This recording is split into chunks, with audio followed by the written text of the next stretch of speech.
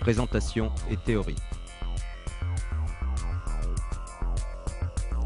Lors d'une agression au couteau, on ne peut plus parler de combat, de self-défense, mais de survie, par rapport à un individu qui veut vous tuer. On ne joue plus une victoire, une reconnaissance, mais sa vie. Les techniques et surtout la psychologie sont alors totalement différentes. L'apparition d'une arme dans un conflit vous enlève du combat rituel et vous amène directement dans celui de la rue ou de la jungle. Sans règles, sans compromis. Vous allez devoir faire face et agir d'une façon peut-être contraire à vos principes et à votre éducation.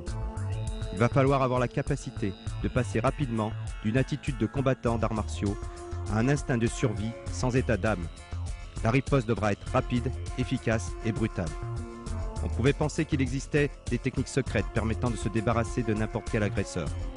Mais plus on avance dans l'étude du combat, plus on se rend compte que l'homme est plus important que la technique.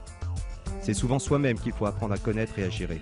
Notre cerveau, si vif dans certaines occasions, est souvent paralysé par des peurs, des émotions, des principes ou une éducation. La technique est importante, mais ne représente qu'une partie de la self-défense. La préparation mentale, physique et intellectuelle est tout aussi importante. Ce que nous verrons dans le chapitre sur les éducatifs qui permettront de développer, outre les réflexes, la mise rapide en condition.